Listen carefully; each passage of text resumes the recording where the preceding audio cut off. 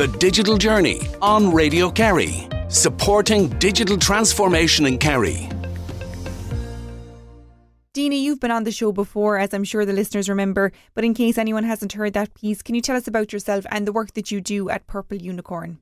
Yeah, hi. So my name is Dina Viapuri. I'm the founder of Purple Unicorn, which is an organization that supports displaced migrants.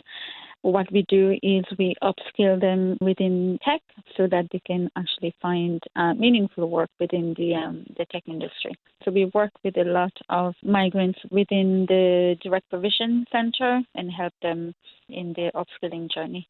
That's fantastic. Obviously, you would come across people from, a variety of different cultural backgrounds. Can you explain to us then why cultural diversity is so important?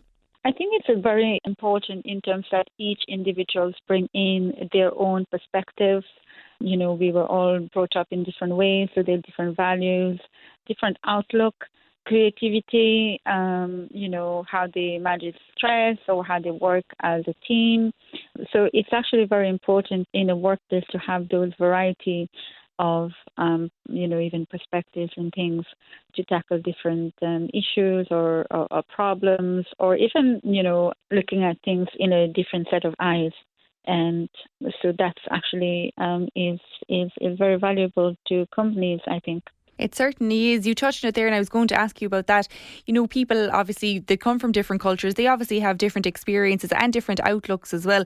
And you touched on a couple of them there, but there are a lot of benefits then that can bring to a workplace, whether it's, looking to solve a particular problem or creativity maybe, or just coming up with a different idea to tackle a different issue. And that's obviously hugely important for businesses, because there's always going to be some challenge or something, that you need to come around, and to do it in a different and creative way is important.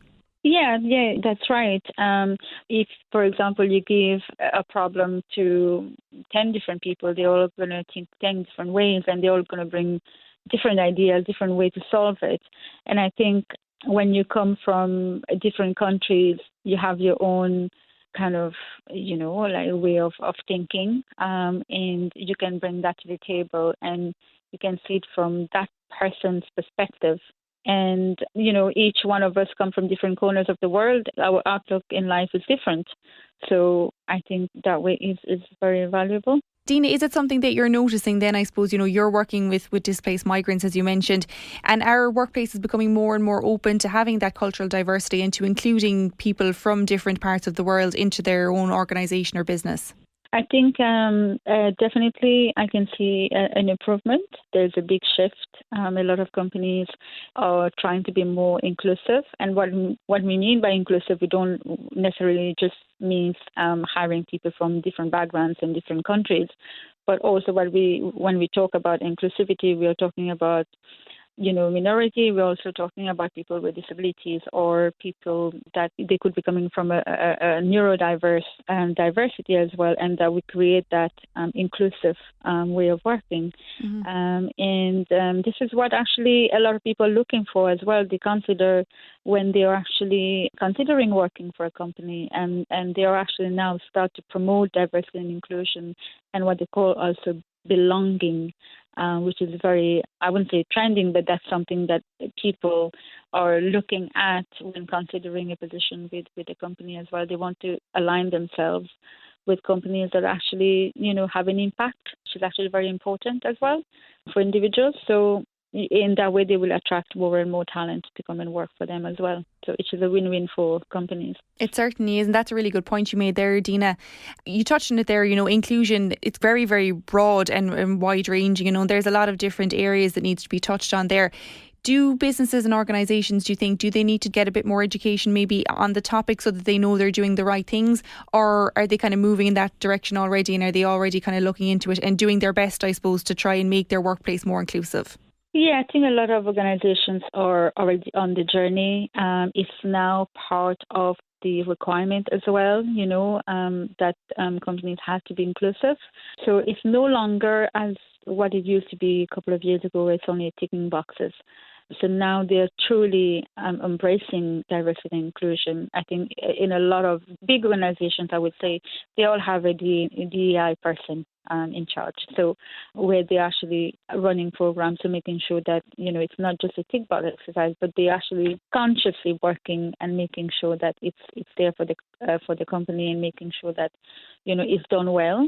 So some companies are on the journey, others has already implemented it and thriving within the field. So I think it's very positive for Ireland anyhow, I think.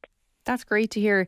We mentioned that we are living in a very multicultural society now, Dina, and obviously workplaces, as you said, there are doing their bit and they're trying to get, I suppose, involved in inclusivity and including everyone into their workspace. How important is it that we see people from different cultures and people from different parts of the world working in different industries? I think it's very important that we bring it more to light as well. I mean, I'll give you an example. It's not just in tech, but if you walk the corridors of our health industry, I mean, whether you're in a hospital or whether you're, in a private clinic, there's a lot of people, they're multi-ethnic people, there's a good diversity and inclusion in our health system, for example. And what I mean by that is they are not just all from specific countries, but, we have them from Australia, we have them from the US.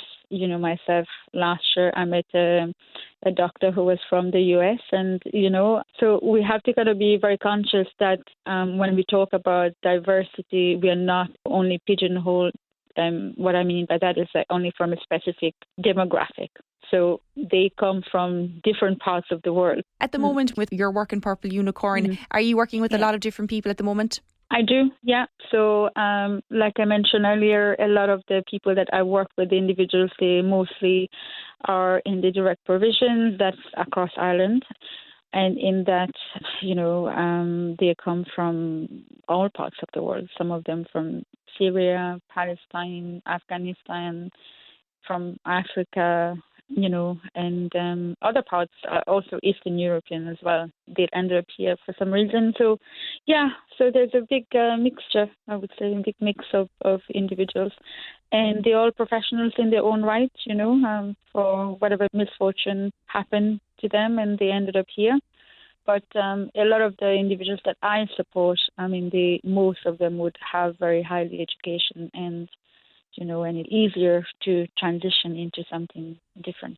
I can imagine, and it's great that you're there to help them, I suppose, because when you do come to a different place in a different country, you don't know where to start, and if you have those skills and you have those expertise, you want to put them into use. So it's great to have someone like yourself in Purple Unicorn who's there to help them. Yeah, it's, I suppose, identifying the skills and then trying to find a way how can you assist them in a way, because when they arrive here, they don't know anyone and they don't know the system. They don't know even how to apply the jobs because it's different. Employment is different here. They might not even know how to do the CV to fit what the Irish employers will be looking for. So there's a big learning curve for them when they arrive. So it's a pleasure to kind of assist them. And I picked an area where it's always going to be in demand in terms of work. So I make sure that they get upskill in tech so that, they're always going to have work in the future. That's really important. Yeah, absolutely. That's great. Before I let you go, Dina, do you think that more can be done, I suppose, to better enhance diversity inclusion when it comes to workplaces? I think there's always room for improvement. But like I said, we progressed since we started on the journey, and it's just very positive to see all the work that's been done, and especially a lot of the big companies and smaller companies as well. They actually really, they are promoting diversity and inclusion in all aspects of diversity and inclusion, and really conscious about it, And I suppose, employers now have found that it is very important for the business, because we all now want to make impact. So one of the impact is making sure that we are equal employment for all. It's positive. That's good. Gearóid, I'm going to bring you in now. And firstly, you might just explain to us what exactly neurodiversity is. Yeah, so neurodiversity, it's an umbrella term for individuals that would have a diagnosis of, say, autism, ADHD, maybe dyslexia or dyspraxia. And I suppose from a statistical point of view, about 15% of the population would have one of these diagnoses. And for a lot of the population, they might never have gotten a diagnosis. So when you're looking at this from a workplace point of view, you have to take it that there's potentially individuals within your workplace that are neurodivergent, but might not know themselves, or they might not feel comfortable with disclosing it to their employer. So when we look at the physical workplace environment, it's often the thing we forget about when it comes to diversity and inclusion. We focus on the other elements, but the physical environment can have a huge impact on the individual that has a diagnosis of maybe autism, dyslexia, dyspraxia, whatever it might be. And there's strategies that you can implement within your workplace to make it more inclusive to talents that have one of these diagnoses. And sometimes it's a simple fix, low cost to fix, and then other times it's where you might integrate it into the build of the newer project. Is this an area now that workplaces are looking more and more into, I suppose, and trying to make their organisations more inclusive, Garrod?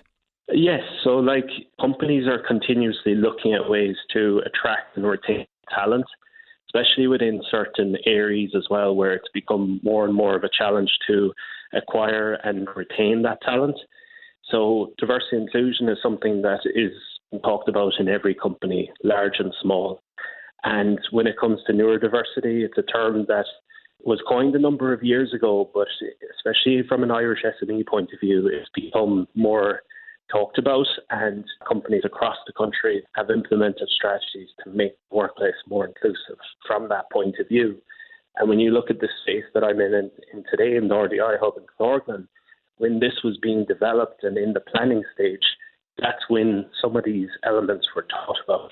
So we looked at it from a neurodiversity point of view and looked at implementing white spaces within the building, implementing kind of dynamic workspaces that if an individual doesn't want to work at their desk for a period of time, they can go into one of the booths here and have a private space, or it could be that they could go upstairs up into the Reeks restaurant and overlook the beautiful McGillicuddy Reeks. So it's all about these dynamic workspaces that people can move around as they're doing different types of work. They become more productive and they have that space to focus. And you mentioned the quiet rooms there, and I suppose just having the option to move from a different place, depending on how you're feeling. What kind of an impact does that have then? You mentioned productivity, which is obviously hugely important, but what kind of other impacts does it have on a person when they are carrying out their daily tasks? Yeah, so it's a huge impact on the person that is neurodivergent, but what we find with a lot of the strategies that we talk about from the neurodiversity point of view is that when they're implemented, they actually have a huge positive effect on the whole workforce. So even for that individual that's neurotypical and doesn't have a diagnosis, there's periods in their day where they may need to use the likes of the quiet spaces. They might need to go into one of the boardrooms here, turn down the lighting, and have a more focused space to be able to work. So a lot of these strategies, they're universal across the whole workforce, and it's really important to kind of look at it from that point of view of that what works for one quite often will actually work for many other people within the workplace. That's really interesting to hear, and it's great to have that option for people because, depending on how busy someone is or, how you're feeling on a particular day, you might need a place that's quiet just to, to focus a little bit more. So it's great to have the option and to be able to go there.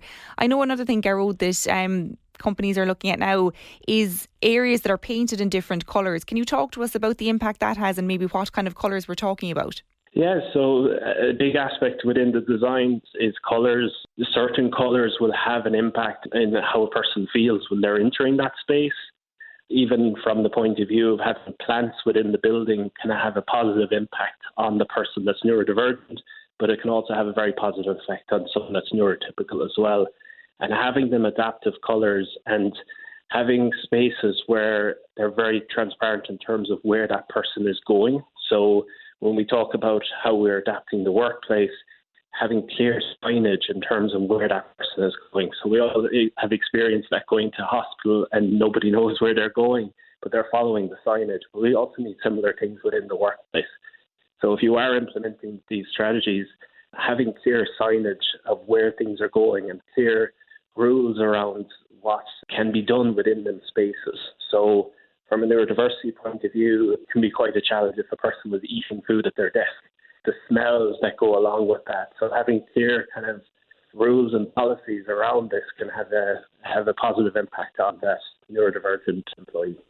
And Garrod, as Dina mentioned earlier, inclusion spans across a wide variety of areas. And it also has an impact on the people who are coming into a business, depending on what that business is. So the employer has to think about the employees, obviously, but also about the customers that are coming into the business. When it comes to looking at the consumer's needs, is the employer looking at the same things that we've been speaking about, or are there other areas as well that they should be taking into consideration? Yeah, 100%. I think we've spoken a lot about them, but of course the priority is how do you make the customer feel comfortable within their space. And we've seen a number of businesses in Ireland implement strategies around this in terms of reduced lighting and sound at certain times within their shops. But of course, there's always ways to go in relation to this. And I think for companies that are thinking about doing something in relation to this, it's actually just opening your mind to actually listening to your customers, the customers that may have one of these diagnoses, and bringing them into the space and actually listening to them. So our CEO here, Liam Quillen, he always talk about the voice of the customer and ensuring that the voice of the customer is heard. And when it comes to neurodiversity, a lot of businesses, they forget or they don't know that they should be listening to them, individuals, and the insights they can give you into how your business is laid out and the physical environment can have a huge impact on other customers then within the business. So I think we all get overwhelmed by certain businesses when you go in the door and the lights are a lot brighter. And what will end up happening is you actually just leave that business and you're not spending money potentially in that business then. So it's really important to listen to your employees and their point of view on things, but more importantly, or equally as important, your customers as well. It certainly is, and that's some really great advice there. Garrod, there is a requirement obviously now on businesses when it comes to diversity and inclusion, but that requirement is more really than just having an officer, I think, in place. It's about actually having those policies in place, and as you mentioned, they're listening to the customers and listening to the employees and knowing what people want and what works for the people that are, availing of the business, whether that's coming in as a customer or whether it's working there every day. Do you think that it's something that businesses are really taking on and trying to make a difference in?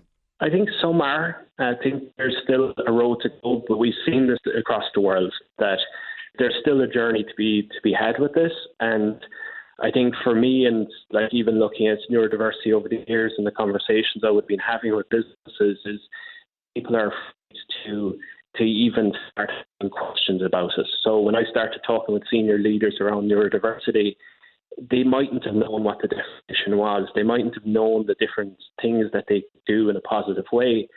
And what ends up happening is there's a paralysis there where they don't do anything.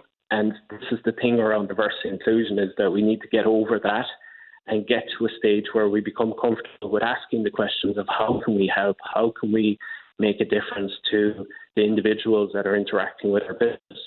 And when you look at the employees within our business, then there's loads of training out there that you can do with your employees to raise that level of awareness where they become comfortable with the terminology that's used and start to maybe implement things themselves on the ground and become more aware. And I suppose the big thing for me is how can you increase the empathy that a person has for the individual that is experiencing some of these things within the workplace. Empathy is the big thing here. It's not about feeling sorry for the person. It's about empathizing that they're doing the same job as you or going about the tasks in the same way, but there's things that are put up as barriers in their way. And you can be an ally and support them. And to do that, you need to become comfortable with talking with them around how you can support them. They'll educate you in that matter as well. They certainly will. That's really good to know. Now, Rabia Mirza is going to talk to us about gender diversity and inclusion. Firstly, Rabia, can you tell the listeners who you are and what you do? Who am I? I'm an empowered woman. I empower women, men and businesses. I'm based in Dublin. I have a business called Leadership and HR Solutions. And as the name suggests, I provide leadership and HR solutions to businesses and individuals. And I have a particular interest in empowering women in business. Where did that interest come from, or why did you feel that there was a need for women to be empowered when we look at businesses?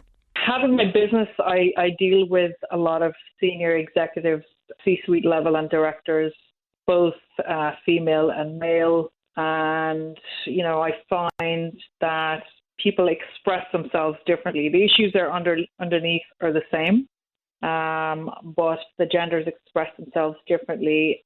I've worked in industry for 20 years in male-dominated industries in Ireland, Canada and US. And now with my business, I operate in Ireland, the UK and parts of Europe. And, my biggest agenda, I guess, on female empowerment is to encourage women to step into their power and not let the external factors that they feel can hinder them. So it's about owning what you have, accepting it, the good and the bad, just going all out, letting the world know that you can shine, you can do anything you want. So I guess I've lived the experience of working in male-dominated industries. I've experienced some challenges, but I've never let them get to me in my career progression in business. And Rabia, you touched on it there, I suppose, gender diversity and inclusion. Is that something that we're seeing a little bit more in workplaces now? I think there's more focus on it that's related to the SDGs, the Sustainable Development Goals that are coming down from the United Nations. So that's where it's coming from. So there's a big trend in this in organizations, and they want to remain, at the top or be the leaders in it. There's several surveys out there that have been conducted. So one of the survey results that I shared last week at the Smart Manufacturing Conference at the RDI Hub was about the survey conducted by the CSO Ireland, the Gender Balance Survey, where 700 enterprises were surveyed, and the results were that only 25% females are on the board of directors and only 19% female chairpersons, and there are only 19% female CEOs, and 7 in 10 senior executives are male, and only 4 in 10 enterprises are actually setting targets to have higher female representation in senior roles in organizations. I'm surprised, but not that surprised either at the same time. But, it's good that we're going in that direction. I don't think we shouldn't go in any direction. I think everything should be equal and balanced, but it's not. And I help organizations, I guess, make that gender balance in organizations or diversity balance in organizations. Diversity is a lot more than just gender. There's a lot more to it. And Rabia, based on those stats then, what can be done, I suppose, to, as you said, move us in the right direction, but to get us where we want to go, I suppose, and improve the situation and to make things a bit more equal? Organizations need to understand that this imbalance exists, and they need to be willing to make a difference. So it's really at the top level in organizations and individuals to make that decision and say we need to make a change. And it really comes from that place. It has to be deep rooted. There has to be a belief in it. Everyone has women in their lives in some capacity or another, and it's about what's happening today and then tomorrow. For the next generations. So we have to keep that in mind. All of us, women and men, and all genders, for a better future. It's 2024, which means it's 2024 years after AD. So we should have equal rights and equal opportunities. Unfortunately, that's not the case, but we all need to take responsibility. And my biggest thing is I firmly believe that women have to take equal responsibility in showcasing themselves to the world. And Rabia, you mentioned that you spoke at the RDI Hub recently, and the topic that you were speaking about was empowered women, empowered businesses. Can you talk us maybe through a little bit about how that works? If a woman is inspired and she feels empowered, how that can benefit her business? Empowerment is having the power to accept yourself as you are. That's accepting the good, the bad and the ugly and making peace with it. And once you do that, you can do anything that you set your mind to. Once you have empowered women and empowered people in general, that is going to shift the business in the direction that it needs to go. The Digital Journey, brought to you by Radio Kerry and the RDI Hub in Killorglin, funded by Commission na Man with the television licence fee.